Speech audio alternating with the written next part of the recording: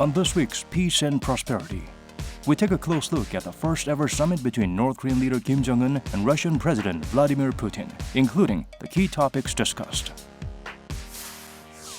We also discuss the implications of the back-to-back North Korea-Russia summit, China-Russia summit, and U.S.-Japan summit on future denuclearization dialogue. Lastly, we take you to new hiking trails along the demilitarized zone which were created as part of Seoul's efforts to transform the area into a zone of peace.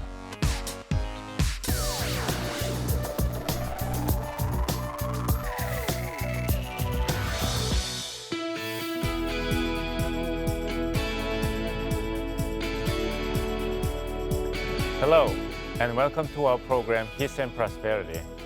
I'm your host, Young-Sik Bong.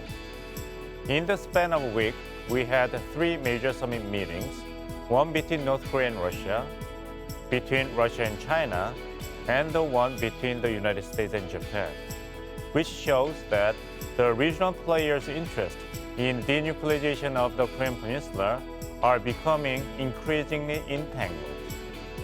Will Kim Jong-un's effort to shore up his tie with Russia be successful? We're going to discuss this and more on this week's Peace and Prosperity. North Korean leader Kim Jong-un traveled to Russia to sit down with Russian President Vladimir Putin for the first Pyongyang-Moscow summit in 8 years.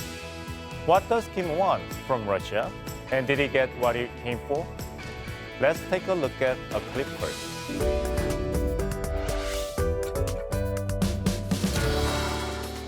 North Korean leader Kim Jong-un's armored train pulled into the Russian border city of Hassan on April 24th. Dressed in a black coat and fedora hat, Kim gave a rare on-the-spot interview with a local broadcaster. Kim's trip to Russia came just 2 months after a failed North Korea-U.S. summit in Hanoi. After a stopover in Hassan, Kim arrived in Russia's far eastern city of Vladivostok, where he met with Russian President Vladimir Putin the next day for the first Pyongyang-Moscow summit in 8 years. Сегодня в Россию послужит делу развития двухсторонних отношений и поможет нам лучше понять, какими путями мы можем урегулировать ситуацию на Корейском полуострове, что можем сделать вместе, что Россия может сделать для того, чтобы поддержать те процессы позитивные, которые сейчас происходят. 오랜 친선의 역사 전통을 가지고 있는 두 나라 관계를 보다 더 공고하고 건전하고 발전적으로 발전시키는 데 아주 유익한 그런 만남이 될 거라고 생각하고. The possibility of a Kim-Putin meeting has been raised since last year. Amid a whirlwind of summits between key regional players last year, Putin kept a low profile as a North Korea-Russia summit was pushed down the priority list. However, things changed after the Hanoi summit ended abruptly without a deal. In what many see as a calculated move, Kim and Putin met for their first ever summit. 국면상 굉장히 어려운 국면에서 적절한 타이밍에 러시아를 적극적으로 활용해서 대미 압박성 메시지를 보내는 데는 일정하게 성공을 했다. 그리고 연말 시한까지 최종적으로 미국이 적극적인 입장을 취해야 된다는 것까지 굉장히 강조를 했습니다. 그렇지 않다면은 새롭게 우리는 거기에 대비하겠다라는 식의 얘기를 했거든요. 그러니까 대미 압박성 발언을 하는 공간으로 북러 정상회담을 적절하게 활용한 부분은 아주 절묘했다. The leaders' one-on-one sit-down that lasted for about 2 hours was followed by an expanded meeting between the respective delegations. No joint statement was officially announced, but the two sides made their positions clear on denuclearization and economic cooperation at a press conference and a dinner speech. While Kim primarily stressed boosting bilateral ties, Putin focused on North Korea's denuclearization. Мы, например, за полную денуклеаризацию, это правда. Мы вообще против распространения оружия массового уничтожения по планете. After supporting the U.S. call for complete denuclearization, the Russian president addressed the issue of security guarantees for North Korea and raised the prospect of reviving six-party talks. But there are mixed views on whether Putin's remarks reflect a shift in Pyongyang's goal from sanctions relief to security guarantees. 아무리 체제 보장 문제가 주변국으로부터 제기된다 하더라도 결국 북한은 자신들은 핵보유국이라는 인식을 하고 있기 때문에 체제 보장 문제는 크게 관심이 없을 거예요. 결국 제재를 완화함으로써 자신들의 경제적 성과 그쪽으로 가는 방향성을 잡고 있기 때문에 지금까지 주로 이제 종전선언, 제재 해제 중심으로 이제 프레임을 짜고 왔다가 근데 드디어 다시 원점으로 복귀해서 체제 안전 보장을 상응 조치로 요구하는 그런 프레임을 본격화했다 이렇게 이제 평가할 수 있고. Another reason Kim visited Russia was to discuss possible joint economic projects that could help North Korea survive the sanctions regime. Putin said he and Kim discussed the construction of a gas pipeline from Russia to South Korea via the north and the connection of the Trans-Siberian Railway and the Trans-Korean Railway, but didn't disclose any details. He also said there are ways to address the expulsion of North Korean workers in Russia by the end of the year under UN sanctions, but again without giving further details. It is unclear how much the latest Kim-Putin summit helped North Korea achieve its goal of securing economic benefits. 결국 러시아도 유엔 안전보장이사회 상임이사국이기 때문에 유엔 안전보장이사회의 결의를 정면으로 위배할 수는 없는 거죠. 그렇기 때문에 결국 우회적인 방법을 찾는 것이고 노동비자로 와 있는 북한 노동자들을 다 돌려보내는 대신에 그 사람들이 다시 체류비자, 단기 체류비자로 와서 러시아 현지에서 일하는 거를 갖다가 방조할 가능성은 있다. 그렇게 평가합니다. Following the no-deal summit in Hanoi, Kim is in need of a new partner in a major economic breakthrough, while Putin is seeking to increase Russian influence in nuclear negotiations.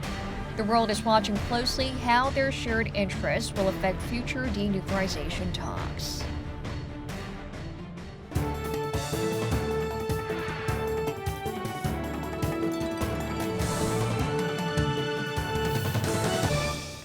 오늘 얘기 함께 나눌 전문가 모셨습니다. 지난주에 이어서 아주대 통일연구소 최순미 교수님 자리에 함께 하셨습니다. 어서 오세요. 네, 반갑습니다. 예, 자주 뵈니까 좋습니다. 네, 그렇습니다. 예. 아까 VCR을 함께 보셨는데요. 네. 결국에는 김정은 위원장의 러시아 방문, 그다음에 푸틴 대통령의 정상회담이 어느 정도 효과가 있었는가, 소득이 있었는가인데 어떻게 생각하십니까? 네, 뭐 결과적으로 본다 그러면은 뭐 우리가 모두 예상했다시피 북러 정상회담을 통해서 아주 드라마틱한 뭔가 성과를 이루기는 쉽지 않죠. 특히 러시아 입장에서도 지금 대북 제재 국면을 당장 러시아가 주도적으로 나서서 해결해 줄 수는 없는 거거든요.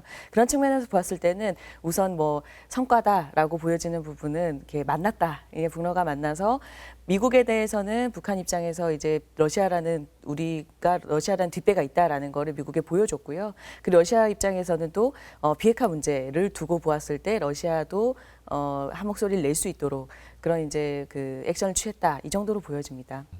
그 흥미로운 그런 새로운 단어가 나왔습니다. 그 저희 초점이 계속 대북 경제 제재 해제 네. 이렇게 계속 맞춰져 있었는데. 푸틴 대통령이 이제 북한과 러시아 정상회담 끝나고 얘기한 것은 북한의 체제 보장이라는 네. 새로운 단어를 언급했거든요. 네. 그러면 제재 해제입니까? 아니면 체제 보장입니까? 이제 앞으로 북한에 대한 초점. 뭐 이것을 딱 나눠서 설명할 수는 없을 것 같아요. 그러니까 제재가 해제되어서 경제적으로 어느 정도 지금의 어려움들을 타개가 되어야 체제 보장이 가능한 문제니까요. 근데 이제 푸틴 대통령이 언급한 그 체제 보장에서 국제법을 얘기하고 또 국제적인 체제 보장이 있었으면 좋겠다라고 얘기를 하거든요. 근데 그 부분에 대해서는 사실 러시아를 제외한 다른 국제사회에서 받아들이기는 쉽지 않을 것입니다. 그러니까 지금 이제 과거 역사로부터 그 자본주의와 민주주의가 우월한 체제로 자리를 잡았고 또 사회주의 체제는 점점 이제 사라져가는 형국에서 북한이 남아있는 상황인데 만약에 북한의 체제 보장을 국제법적으로 해준다라는 것은 결국에는 지금 현재 북한이 하고 있는 어떤 독재 체제를 그대로 인정하고 또 오히려 보장해 준다라는 부분이기 때문에 그것은 다른 국제사회가 좀 함께 그 보장해 주기에는 쉽지 않은 문제고요. 아마도 제 생각에는 이 체제 보장을 해줘야 된다라는 그 언급 속에는 그 대북 제재 해제라는 것이 숨어 있을 그런 확률이 높다고 그러니까 대북 보여집니다. 경제 제재가 너무 심하기 때문에 네. 이러다가 북한 체제가 무너질 수가 있다. 네네. 그런 위험 때문에 북한 정권이 핵무기와 미사일을 내려놓지 못하니까 네. 경제 제재를 좀 완화해야 된다 이런 논리인가 보죠. 네, 그러니까 표면적으로 보이는 그 체제 보장이라는 단어 속에는 사실상 이제 그 대북 제재 해제라는 것을 조금 더 얘기하고 싶었던 것으로 보여집니다.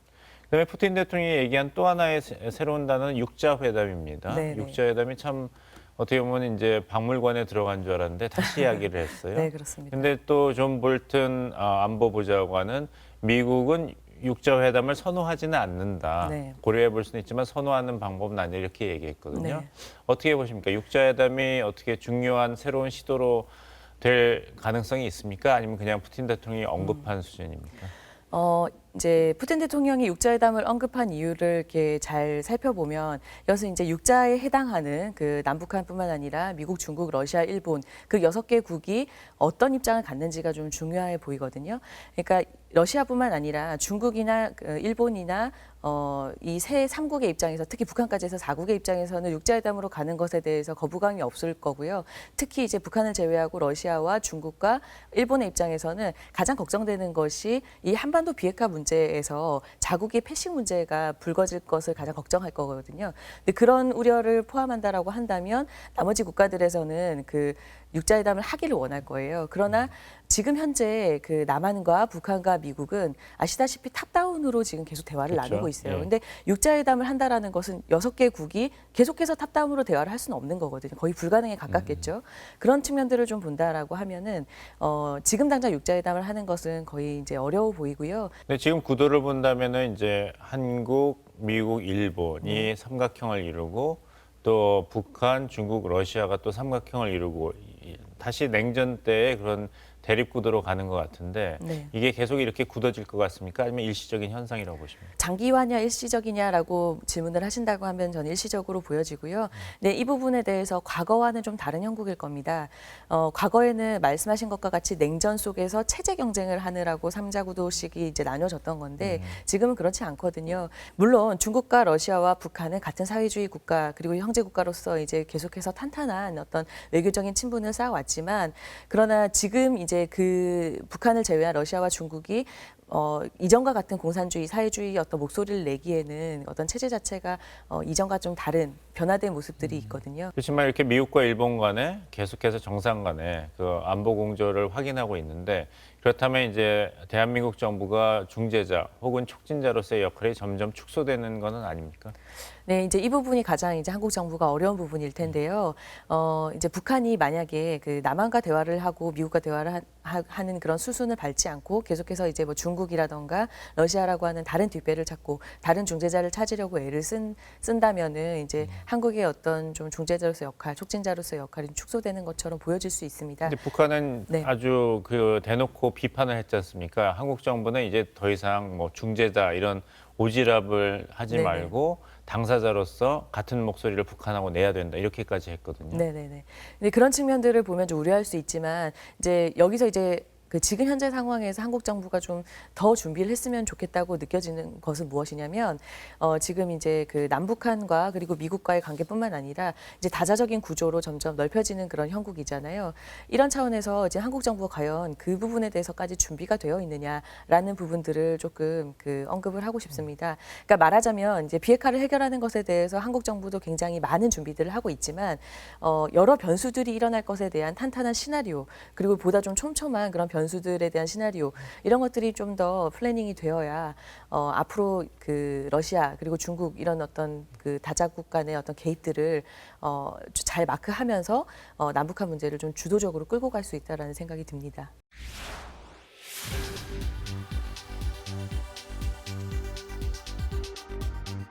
新しい元号は令和であります。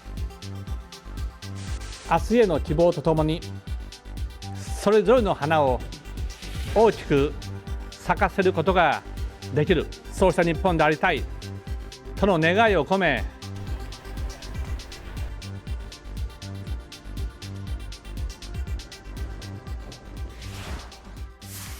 조금 다른 얘기를 해보겠습니다. 네. 이제 일본이 네. 지난 5월 1일을 기준으로 30년 만에 연호를 바꿨습니다. 네. 연호와 함께 새로운 일왕도 맞이했는데 한반도 평화 프로세스의 주요 관련국이지 않습니까? 일본이. 네. 그렇게 본다면은 어떤 변화를 예상하십니까? 한반도에서. 과거에 비하면 일본 내 사회 내에서 과거에 비하면 그 연호의 어떤 그 파워 그리고 연호의 어떤 의미가 그렇게 강력하진 않습니다. 그러나 이제 정치적인 메시지로서는 충분히 활용할 가능성이 있죠. 어쨌든 일본 입장에서 연호를 바꾸고 나면 국내외적으로 계속해서 그 연호에 대한 마케팅을 하거든요. 그런 측면에서 보았을 때는 이 한반도 문제에 대해서도 조금 이렇게 그 다른 어떤 태도를 보일 가능성이 높은데요. 이 부분은 연호뿐만 아니라 연호를 계기로 해서 어떤 새로운 시도들을 어떻게 이루어져 나가는가라는 부분들 좀 지켜볼 필요가 있는데 가장 먼저 지금 현재 이슈가 되고 있는 거는 이제 뭐 아시다시피 그 개헌 문제입니다. 다소 이제 군사대국으로 가는 그런 형국을 보이고 있거든요. 근데 그것이 좀 더 확장되고 정말 개헌이 이루어진다라고 하면 이제 아베 총리의 그 뜻대로 이루어진다라고 하면은 한반도에 대해서도 보다 공세적으로 나올 확률이 조금 있습니다. 네, 그런 부분들을 우리가 좀 유념하면서 또 준비를 해 나갈 필요가 있겠습니다. 이제 일본 평화 헌법 96조를 보면 네. 이 일본에서 개헌은 굉장히 어렵거든요. 네. 그 양원에서 3분의 2 그 발의가 되고 개헌안이 통과돼야 되고 그 다음에 또 국민투표에 그 헌법 개정안이 통과가 돼야 되는데 이렇게 본다면 그 일본이 전후헌법을 개정한다. 이건 사실 좀 이루어지기 힘든 걱정할 필요가 없는 문제 아닌가요? 네, 뭐 그렇게 볼 수도 있습니다. 이 헌법이라는 것 자체가 그 나라의 근간을 만드는 법이기 때문에 헌법을 개정하는 것은 일본뿐만 아니라 다른 곳에서도 굉장히 쉽지 않은 그런 프로세스를 갖고 있죠. 근데 그렇다고 해서 이제 걱정을 하지 않는 것과 또 준비를 하지 않는 것은 또 다른 문제니까요. 만약에 한반도에 대한 태도가 더 우경화되고 더 공세적으로 나와지게 된다라고 하면은 저희 정부도 이제 이 부분에도 준비를 할 필요가 있고요. 지금 시점에서 조금 우려가 되는 부분이 바로 이 그 동상이몽입니다. 동상이몽. 예, 그러니까 이 일본이 연호를 개원하고 이제 또 그 개헌에 대한 어떤 그런 목소리들을 점점 아베가 내고 있거든요. 그런데 한국의 외교부의 어떤 발표에 따르면 감사의 표시를 하고 있단 말이죠. 그런데 이제 일본에서는 사회적으로도 그렇고 정치적으로도 그렇고 뭐 위안부 문제라던가 아니면 우리와 관련된 어떤 강제징용 문제 이런 부분들에 대해서 오히려 굉장히 그 과거보다 훨씬 더 좀 그 부정적인 그리고 좀 더 이렇게 안 좋은 방향으로 좀 흘러가고 있어요.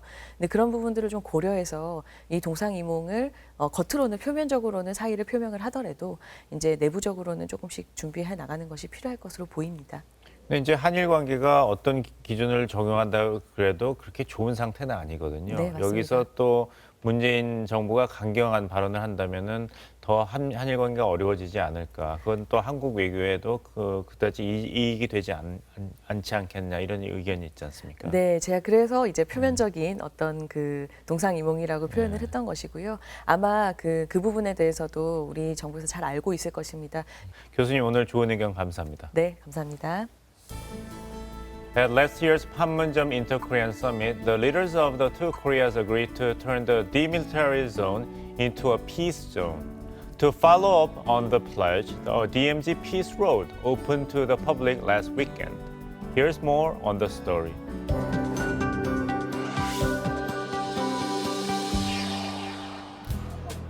South Korea opened new hiking trails leading up to the demilitarized zone at the inter-Korean border town of Kosan on the first-year anniversary of the April 27th Panmunjom Inter-Korean Summit. Visitors across the country flocked to the town to tour the area that had been off-limits to civilians for 66 years, since the signing of the Korean Armistice Agreement in 1953. 엄마랑 같이 오면 좋겠다 생각해가지고 제가 뜨자마자 이걸 보게 돼가지고 좋은 기회다 싶어서 좀 5시간 40분 동안 왔는데 좀 긴 시간이었거든요. 그래도 올만한 가치가 충분하다고 생각합니다. In the Panmunjom Declaration adopted during last year's Inter-Korean Summit, the leaders of the two Koreas agreed to transform the DMZ into a peace zone. 판문점 선언이 횟수를 거듭할수록 우리는 되돌릴 수 없는 평화, 함께 잘 사는 한반도를 만날 것입니다. The DMZ is a buffer zone between the two Koreas, created to prevent military confrontations. Since the division of Korea, it has remained a restricted area for civilians. Untouched by humans for more than 6 decades, place has become one of the few ecologically pristine zones. But the barbed wire fences along the coast serves as a poignant reminder of the Inter-Korean division. There are two options to explore the DMZ Peace Trails in Gwoseong. Starting at the Unification Observatory, visitors can either walk along the east coast and travel the remaining section by car, or tour the entire trail by car. After an hour's walk, the visitors arrived at Mount Kumgangsan Observatory. It was a clear day, and they were lucky enough to get a glimpse of Gusanbong Peak and Haegeumgang eastern end of the mountain. 금강산을 제가 갔다 왔습니다. 저희 한 20년 전에 여기서 바라볼 수 있다는 거. 근데 더 아쉬운 건 이리로도 갈 수 있었으면 더 좋겠네요. Meanwhile, a special event was held at the Unification Observatory. 제가 애기한테 가겠냐고 얘기를 했더니 애기가 흔쾌히 가겠다면서 지가 이렇게 푸켓을 만들었어요. 그리고 이 밑에 이렇게 영어로 쓴 건 얘가 세계 사람들이 다 보고 이걸 알았으면 좋겠다고 지가 이거 사전에서 찾아가지고 이렇게 썼어요. DMZ 500km 고성에서 강화까지 손에 손을 잡고 선언합니다. 한반도 평화 만세! 만세!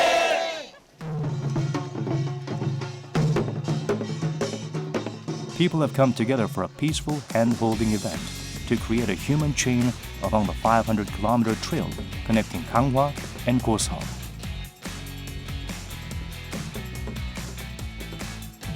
고성은 54km인데 부분 이제 저희들 있고 통전망대는 한 500m, 그리고 이제 여기 나가면 명파초등학교 인근에, 또 더 나가면 거진 인근에, 그리고 화진포 인근에, 그리고 송죽공원, 진부령까지 한 2천여 명 지금. Participants who came from different parts of the country wish for peace and unification on the Korean peninsula. 같이 통일돼서 북한이랑 그냥 평화롭게 오고 가고 하고 싶어요. 사람들이 살림살이나 드나드는 데나 일상생활이나 마음이나 이런 게 모두 평화로워지기를, 네. 이 행사가 저에게 되게 중요한 것 같아요. 4.27 DMZ 평화 손잡기가 펼쳐지겠습니다.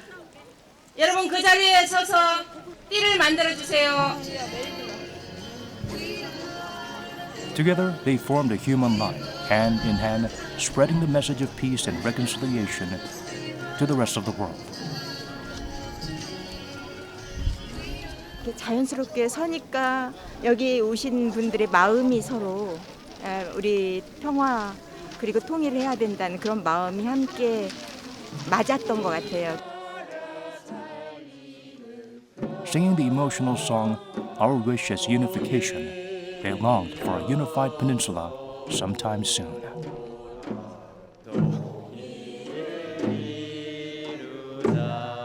조만간에 좋은 소식들이 들려서 남북 간의 교류도 왕래도 잘 이루어졌으면 하는 바람도 있고, 국제적으로도 이 한반도가 평화의 땅이 됐으면 하는 바람을 갖고 있습니다. Since the Panmunjom Declaration, the two Koreas have taken meaningful steps towards peace.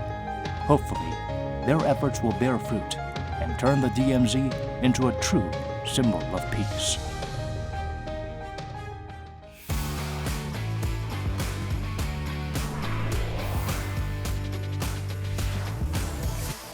Hong's key words this week is Taeyang-ho. It is the name of the special train for the top leadership of North Korea. Mr. Kim Jong-un rode on this train, Taeyang-ho, to have a summit meeting with his counterpart, Russian President Vladimir Putin, in Vladivostok last week. The train is a gift from Joseph Stalin of former Soviet Union for Kim Jong-un's grandfather, the first leader of North Korea, Kim Il-sung. You may wonder if North Korea has its own Air Force Number 1. It has. It is called Chanmen Number 1.